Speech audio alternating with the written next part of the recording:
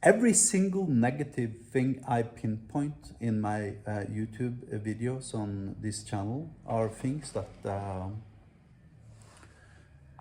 I have been experiencing firsthand as a software developer for the SMB and enterprise market.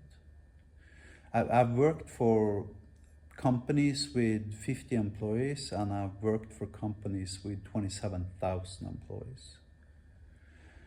I've held positions like, junior software developer, senior software developer, architect, technical project lead, CTO, head of software development, and now, of course, CEO. And there's like a paradox in regards to that. If you check out the comments on this YouTube channel, there's like some 5 to 10% of them.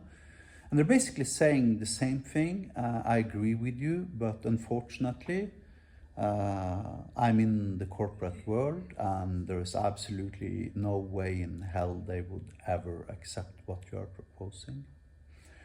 So that actually tells you a little bit of the origins of what I am doing with Hyperland and why I did it, why I created Magic.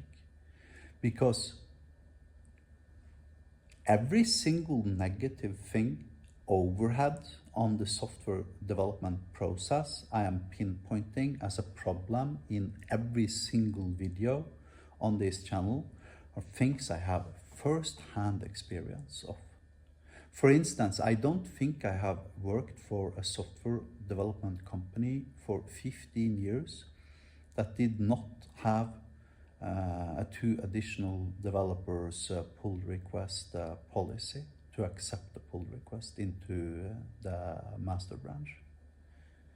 I don't think I have worked for a software development company for 15 years that did not have at the very least 3, possibly 4, sometimes 5 different environments that had to be synchronized in regards to data. And these were fucking database apps. I mean, they were basic CRUD apps with some simple business logic scattered here and there. So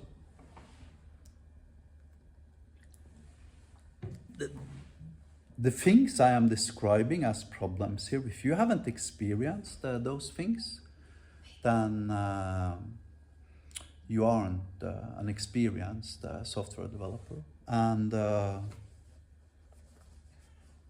you will rapidly realize as you come out into the real world that I'm basically describing reality out there for approximately 30 million software developers. It's like 70% of all software developers in the world, probably more, around 80, whom are working in environments where the nightmare scenario I'm describing in these videos with process overhead and stuff like that, and why it doesn't work is your everyday job. So I created Hyperland and Magic as a revolt, because I was angry and frustrated because I was given so little time to do what I actually love to do, which was to create software. And even when I was creating software, 95% of all lines of code I was creating was unnecessary. So when I created Hyperlambda, it was like, to create the exact opposite of that thing. Which paradoxically brings me back to the time when I was 8 years old and started to code. And, I would create simple games and stuff like that with, basic and line numbers. And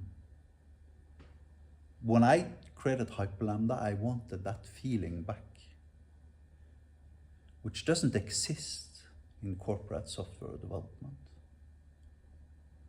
And if you disagree with that statement, as in the last sentence I just said before that one, then you need to get some experience, because that's reality, my son.